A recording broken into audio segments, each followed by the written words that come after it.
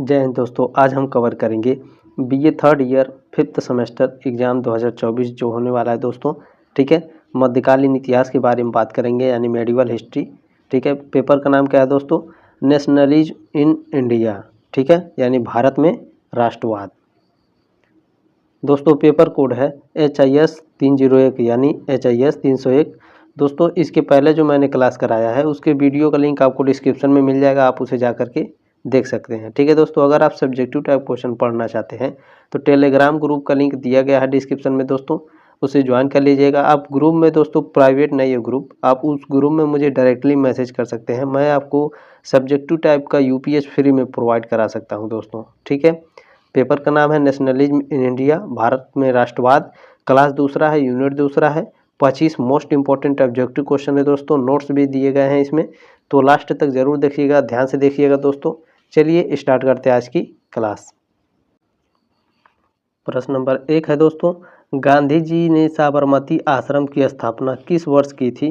तो दोस्तों 1915 ईस्वी में गांधी जी ने साबरमती आश्रम की स्थापना की थी। दोस्तों अगर आपके एग्जाम में पूछा जाएगा कि जिस जगह पर साबरमती आश्रम की स्थापना हुई थी उस जगह का क्या नाम था, तो याद रखिएगा कुरचब। ठीक है दोस्तों, अगर आपके एग्जाम में पूछेगा कि साबरमती आश्रम का दूसरा नाम क्या था, तो याद रखिएगा सत्याग्रह आश्रम। प्रश्न नंबर 2 है दोस्तों, भारत के लिए डोमिनियन स्टेटस का ऐलान किसके द्वारा किया गया था? तो यह लॉर्ड इरविन द्वारा किया गया था। दोस्तों डोमिनियन स्टेटस को इस तरह से समझ सकते हैं कि भारत की आज़ादी के लिए इसे लाया गया था। ठीक है, नोट्स को ध्यान से पढ़ेंगे दोस्तों। लॉर्ड इरविन ने 1929 में भारत के लिए डोमिनियन स्टेटस के अस्पष्ट प्रस्ताव की घोषणा की थी। दोस्तों अगर पूछेगा कि डोमिनियन प्रस्ताव यानी डोमिनियन स्टेटस भारत में कब लाया गया था, तो 1929 में किसके द्वारा? लॉर्ड इरविन के द्वारा लाया गया था। दोस्तों इसे दीपावली घोषणा के नाम से भी जाना जाता है। ठीक है, प्रश्न नंबर 3 है, भारतीय राष्ट्रीय कांग्रेस की स्थापना कब और किसके द्वारा की गई थी? तो दोस्तों 1885 ईस्वी में भारतीय राष्ट्रीय कांग्रेस की स्थापना की गई थी और A.O. ह्यूम के द्वारा की गई थी। ठीक है, प्रश्न नंबर 4 है दोस्तों, पूना पैक्ट किन दो नेताओं के बीच हुआ था? तो दोस्तों गांधी जी और भीमराव अंबेडकर के बीच पूना पैक्ट समझौता हुआ था। ठीक है, नोट्स को ध्यान से पढ़ेंगे दोस्तों पूना पैक्ट 24 सितंबर 1932 को पुणे की यरवदा सेंट्रल जेल में हुआ था। इस समझौते को इतिहास में पूना समझौते के नाम से जाना जाता है। ठीक है दोस्तों, अगर पूछा जाएगा आपके एग्जाम में कि पूना समझौता कब हुआ था, तो 24 सितंबर 1932। याद रखिएगा ये थर्ड ईयर है। ठीक है दोस्तों, टफ क्वेश्चंस पूछे जाएंगे, जो सन वाले क्वेश्चंस होते हैं दोस्तों, कम से कम 7 से 8 प्रश्न आएंगे इस बार। ठीक है, इस बात को ध्यान रखेंगे। प्रश्न नंबर 5 है, भारतीय राष्ट्रीय कांग्रेस के पहले अध्यक्ष कौन थे? भारतीय राष्ट्रीय कांग्रेस के पहले अध्यक्ष व्योमेश चंद्र बनर्जी थे। भारतीय राष्ट्रीय कांग्रेस की स्थापना कब हुई थी दोस्तों? अभी मैंने कुछ देर पहले पढ़ाया है, तो 1885 ईस्वी में। किसके द्वारा की गई थी? तो सर A.O. ह्यूम के द्वारा। ठीक है, प्रश्न नंबर 6 है, राष्ट्रीय स्वयंसेवक संघ की स्थापना कब और किसने की थी? तो राष्ट्रीय स्वयंसेवक संघ की स्थापना 1825 ईस्वी में हुई थी और KB हेडगेवार के द्वारा की गई थी। ठीक है, प्रश्न नंबर 7 है दोस्तों, महात्मा गांधी दक्षिण अफ्रीका से वापस किस सन में आए थे? तो दोस्तों सन 1915 ईस्वी में दक्षिण अफ्रीका से वापस आ गए थे भारत महात्मा गांधी जी। प्रश्न नंबर 8 है, असहयोग आंदोलन का मुख्य कारण क्या था? तो दोस्तों इसका मुख्य कारण था खिलाफत आंदोलन। ऑप्शन नंबर A है। दोस्तों नोट्स को ध्यान से पढ़ेंगे। असहयोग आंदोलन की शुरुआत 1 अगस्त 1920 को हुई थी। इस आंदोलन की नींव 5 सितंबर 1920 को कलकत्ता में कांग्रेस के विशेष अधिवेशन में रखी गई थी। इस आंदोलन को महात्मा गांधी के नेतृत्व में भारतीय राष्ट्रीय कांग्रेस INC ने शुरू किया था। प्रश्न नंबर 9 है, सविनय अवज्ञा आंदोलन कब चलाया गया था? तो सविनय अवज्ञा आंदोलन 1930 ईस्वी में चलाया गया था। प्रश्न नंबर 10 है, प्रथम विश्व युद्ध का शुरुआत और अंत किस सन में हुआ था? दोस्तों प्रथम विश्व युद्ध 1914 ईस्वी में शुरू हुआ था और 1918 ईस्वी में ख़त्म हो गया था। नोट्स को द्वितीय विश्व युद्ध देखेंगे दोस्तों। द्वितीय विश्व युद्ध 1 सितंबर 1939 से 2 सितंबर 1945 ईस्वी तक चला था। ठीक है, पूछेगा आपके एग्जाम में द्वितीय विश्व युद्ध कब से कब तक चला, 1939 से 1945 तक। ठीक है, प्रश्न नंबर 11 है, लखनऊ समझौता किस सन में हुआ था? लखनऊ समझौता 1916 ईस्वी में हुआ था। लखनऊ समझौता किसके किसके बीच हुआ था दोस्तों? अगर आपके एग्जाम में पूछेगा तो याद रखिएगा, लखनऊ समझौता भारतीय राष्ट्रीय कांग्रेस और ऑल इंडिया मुस्लिम लीग के बीच हुआ था। कब हुआ था दोस्तों? तो याद रखिएगा 1916 ईस्वी में हुआ था। ठीक है,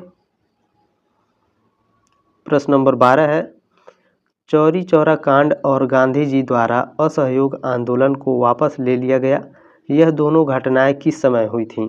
तो दोस्तों यह दोनों घटनाएं फरवरी 1922 ईस्वी में हुई थी। ठीक है, चौरी चौरा कांड 1922 ईस्वी में हुआ था और असहयोग आंदोलन को 1922 में वापस ले लिया गया था, फरवरी में। ठीक है, प्रश्न नंबर 13 है, भारत में संविधान कब लागू हुआ था? तो सब लोग जानते हैं दोस्तों, 26 जनवरी 1950 को भारत में संविधान लागू हुआ था। प्रश्न नंबर 14 है दोस्तों, मोस्ट इम्पोर्टेंट है, ध्यान से देखिएगा। गिरमिटिया मजदूरों को किन स्थानों पर ले जाया जाता था? तो फिजी, गुयाना है। ठीक है, टाइपिंग में गलती हो गई दोस्तों, ये गुयाना है।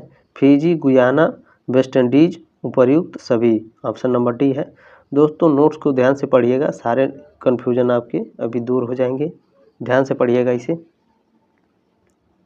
अंग्रेजों ने 1834 में गिरमिटिया प्रथा शुरू की थी। इस प्रथा के तहत कागज पर अंगूठे का निशान लगवाकर हर साल हजारों भारतीय मजदूरों को ब्रिटिश उपनिवेशों में भेजा जाता था। अंग्रेजों ने Fiji, British Guyana, Dutch Guyana, Trinidad Tobago, Trinidad दक्षिण अफ्रीका, मॉरिशस, सूरीनाम, त्रिनिडाड जैसे देशों में अपनी ज़रूरत को पूरा करने के लिए अविभाजित भारत से मजदूरों को गुलाम बनाकर इन देशों में भेजना शुरू किया था। ठीक है, उसे ही गिरमिटिया प्रथा कहते हैं। ठीक है दोस्तों,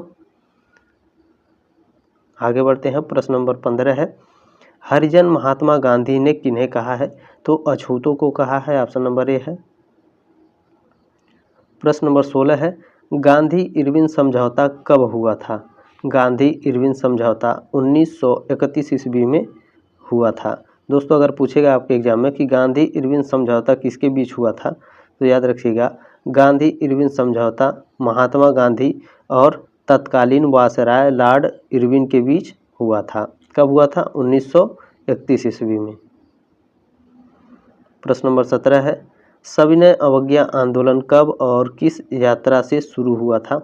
तो दोस्तों यह शुरू हुआ था 1930 ईस्वी में डांडी से। ठीक है, सविनय अवज्ञा आंदोलन 1930 ईस्वी में किस जगह से शुरू हुआ? दांडी से शुरू हुआ था। प्रश्न नंबर 18 दोस्तों, सिपाही विद्रोह किस सन में हुआ था?